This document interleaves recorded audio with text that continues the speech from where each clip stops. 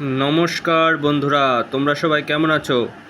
আজ আবার তোমাদের সামনে এনেছি ইতিহাসের বেশ কিছু গুরুত্বপূর্ণ প্রশ্ন, যা তোমাদের চাকরি পরীক্ষায় খুবই কাজে লাগবে, যা বিগত বিভিন্ন চাকরি পরীক্ষায় এসে গিয়েছে, ভবিষ্যতেও আসবে।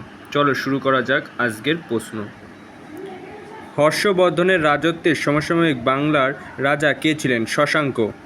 ভারতের প্রাচীন যুগের বিখ্যাত চিকিৎসক ধন্বন্তরী কোন রাজার রাজসভা অলঙ্কৃত করেছিলেন? দ্বিতীয় চন্দ্রগুপ্ত। কোন রাজার প্রধানমন্ত্রীর নাম কৌটিল্য? চন্দ্রগুপ্ত মৌর্য।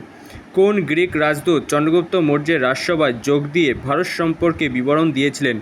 মেগাস্থিনিস। আরবরা কত খ্রিস্টাব্দে সিন্ধু জয় করেছিলেন? 712 খ্রিস্টাব্দে। সম্রাট অশোকের সাম্রাজ্যে নিচের কোন অঞ্চলটি অন্তর্ভুক্ত ছিল না? মাদ্রাজ। সংস্কৃত নাটক রত্নাবলী কে লিখেছিলেন? হর্ষবর্ধন। চৈনিক পরিব্রাজক হিউয়েন সাং কার রাজত্বকালে ভারতে এসেছিলেন? হর্ষবর্ধন। কাদম্বরী কাব্যের রচয়িতা কে? বাণভট্ট।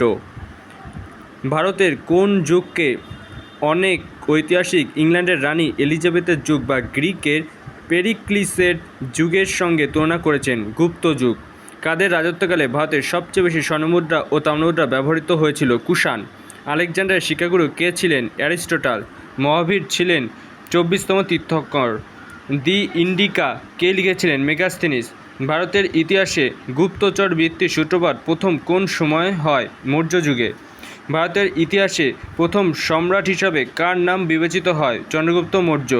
মেগাস্থিনিস কার রাজদূত হিসাবে ভারতে এসেছিলেন? সেলুকাস নিকেটর।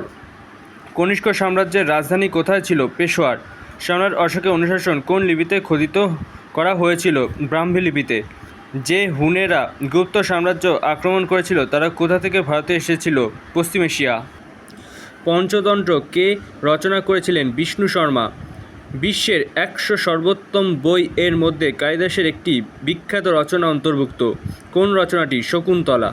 বৃহৎ সংহিতা কার রচনা? বরাহমিহির। বিখ্যাত আর্যভট্ট কোন বিষয়ে পণ্ডিত ছিলেন? জ্যোতির্বিদ্যা। গীতগোবিন্দ কে রচনা করেন? জয়দেব।